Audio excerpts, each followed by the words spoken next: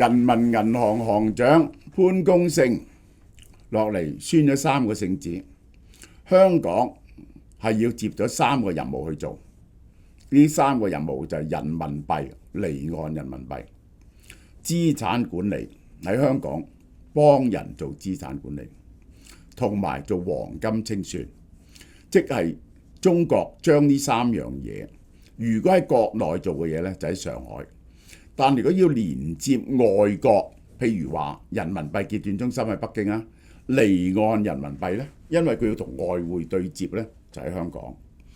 資產管理保管一啲嗰啲大陸權貴喺海外嘅資產，譬如話咁就喺香港係方便好多。第3，黃金結算，因為黃金結算咧牽涉到好複雜嘅問題，有外匯結算，然後咧又要供應大陸嘅需求然後咧又要交收嘅問題，又要信用嘅問題，咁最好咧就喺香港。呢3個咧係交俾香港嘅任務。我通常就咁食就當，依家我當晏食，咁哇係啊幾多罐，幾多罐。咁你見到佢搣咗之後咧，好靚嘅藍色，透明嘅，所以叫藍天使蝦點解？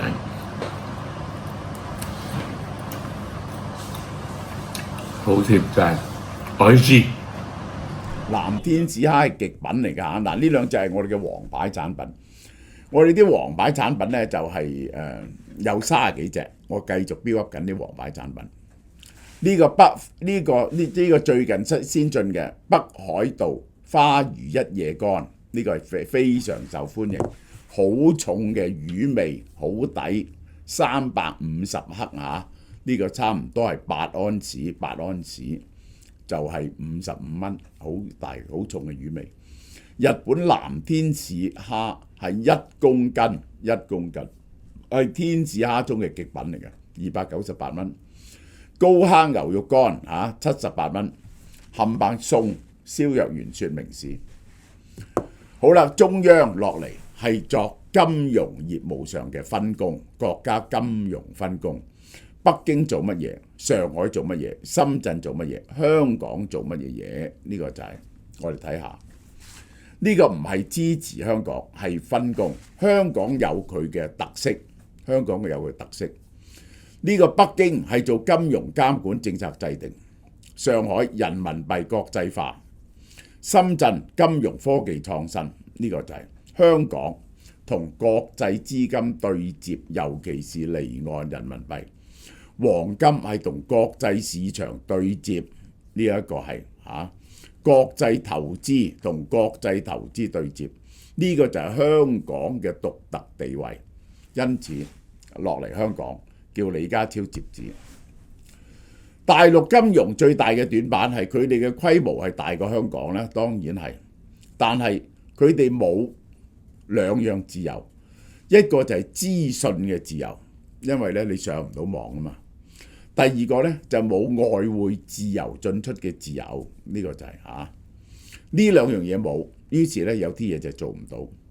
另外仲有乜嘢？仲有就係外資對嗰套法律體系嘅信任。雖然香港嘅地位已經差咗，但係仲係全世界排第20幾嘅法治上面。如果去到唔係講政治問題，講其他問題咧，香港咧就係即係瘦死嘅駱駝咧都大隻過隻馬嘅，呢個就係。咁呢個咧就係香港嘅基石。香港有咩價值咧？係同中國金融同外部接口喺香港，兩套制度嘅交匯，中國嘅頭寸人民幣喺香港同外匯對接，就變咗離岸人民幣。離岸人民幣通常係點呢？中國咧就俾咗啲外匯互換額，啲外國國家，啲外國國家咧就有人民幣可以同中國做生意。但係佢如果係收咗人民幣，佢想兌現係點呢？全部係落嚟香港兌現。香港有個離岸人民幣匯兌中心，嗱呢個就係叫做呢個就係人民幣同埋外匯嘅對接，就係喺香港，第二，咁如果你有啲資產管理，又係喺國內，但係國內咧就唔方便管理國外嘅資產，因為啲錢咧匯唔到出去，資訊唔得自由。所以第二點咧就係資產管理就係香港可以同新加坡競爭嚇。第三點咧就係黃金嘅業務，黃金嘅業務牽涉到實金、國際信任。呢個呢個買賣係牽涉到外匯，又牽涉到人民幣，呢個最好就係香港，呢個就係內地有香港規模，香港有接口三大任務喺香港，其實就係人民幣走出去，走出去咧又唔可以真係走出去，搬走出去，搬走出去咧就係要擺喺香港。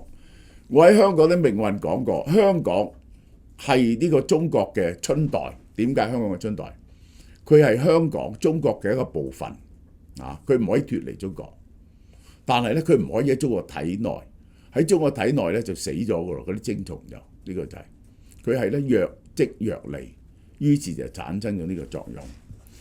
啲人民幣走咗嚟香港，共產黨仲管得住，但係咧又可以對接自由嘅外匯。中國錢管起上嚟，黃金側線搭起上嚟，點樣啲金可以運輸同埋結算大陸係需要極多嘅黃金呢個嘅運輸結算同埋報價，呢個最好就喺香港做。如果你喺大陸做呢，佢係一個獨立嘅國內嘅黃金市場；喺香港做呢，就係中國嘅市場同外國嘅市場黃金市場無縫對接起上嚟。人民幣唔能夠傳開，就開一道門，離岸人民幣係有 limited 嘅 circulation。國內有一個龐大嘅水池，嗰個係300幾萬億嘅人民幣嘅 M2，其中有2、3萬億喺香港，係一個細嘅水池。呢個細嘅水池，中共係可以操控得到，就同外匯喺度兌換，其實就係咁解。呢個就亦都方便做貿易。第二招資產管理以前香港最犀利嘅做 IPO， 今年嘅 IPO 都犀利嘅，但係你唔可以淨係做 IPO。於是呢，就係谷嗰啲資產嚟香港管理。乜嘢人會擺啲資產落嚟香港管理呢？呢個就係第一，驚美國制裁嘅人。譬如你係一個伊朗人，或者你係一個俄國人，咁你咧驚呢個美國忽然間封鎖你咧，你最好擺啲錢喺香港，擺啲錢喺香港咧，中國可以庇護你。另一方面，中國啲權貴如果擺啲錢喺美國，個資產管理核心喺美國，好可能俾美國忽然之間俾美國制裁。擺喺新加坡，新加坡都查得好嚴。擺喺香港係自己有嚟嘅，單下隻眼就過咗。所以資產管理要喺香港。最關鍵係黃金，上海黃金交易所全球市場金最大嘅市場，其中一個就倫敦，世界4大黃金市場，一個就倫敦，一個就美國嘅 COMEX，呢個就係咁咧就係一個香港咧係100年啊！呢個黃金中心係點解黃金咁重要呢？香港唔係新手，係有100年，1910幾年香港建立呢個金銀業。呢個有金銀交易所，金銀交易所呢，我哋就已有999金，呢個就係足金文化。你攞住香港出嚟啲金呢，冇人會懷疑。呢個係你有期貨嘅金可以買埋金，亦都有實金交收。黃金最重要嘅就係呢樣嘢，呢個就係黃金清算結算呢，唔係靠硬件嘅，係要成套機制嘅。黃金係點啊？交易做成咗有套 clearing system， 大家對嗰啲數，咁必要時咧可以用實金交收。實金咧要注金，你個金嘅成分係幾多？點樣擺起佢？點樣看住佢？點樣運輸？點樣買保險？然後交收，呢個就係好多紙黃金，你要人哋信，到一定要話俾你聽，啲倉黃金嘅倉喺邊度。香港做呢樣嘢呢，做咗100年。最好笑呢，就第二次世界大戰之後啊，解放之前啊，香港炒金咪炒得好勁嘅。我舅父哋學咗大陸啲金起得好犀利，佢落嚟香港又瞓身去買金，炒到啲金價呢好高。香港嘅金價好高，佢唔知道呢。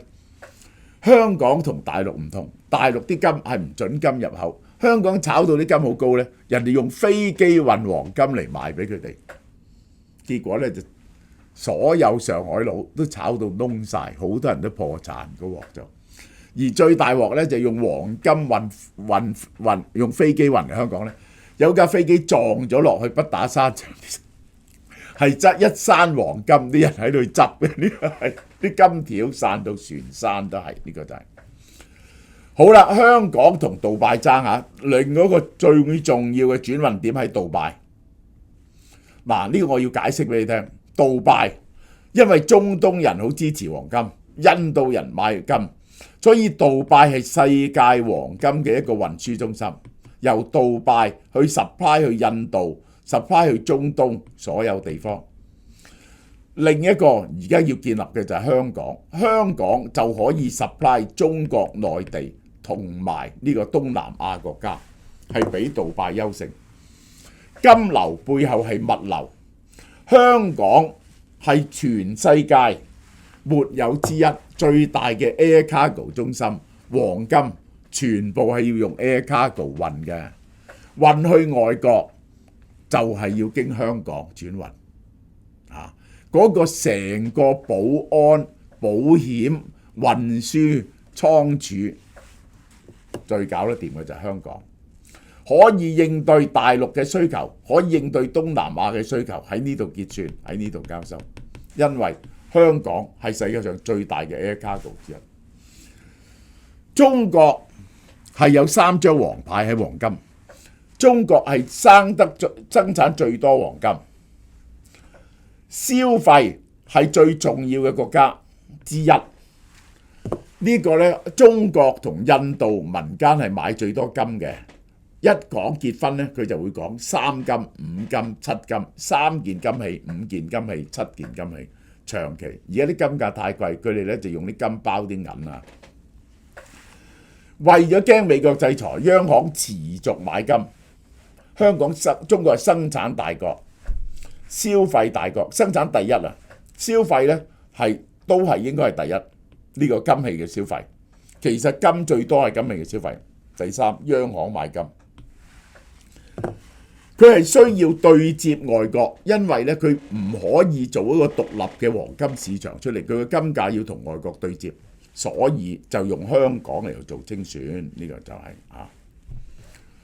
真正嘅呢個講香港大陸呢啲咁嘅樽頸，唔係香港係接唔接受人民幣，即係你利用香港對接都好咧，都要人哋相信人民幣先得。譬如離岸人民幣市場，你喺香港做黃金結算係要相信大陸嘅信用同埋人民幣嘅信用，因為你拎去大陸嗰陣時咧，啲金咧就會賣人民幣噶嘛嚇。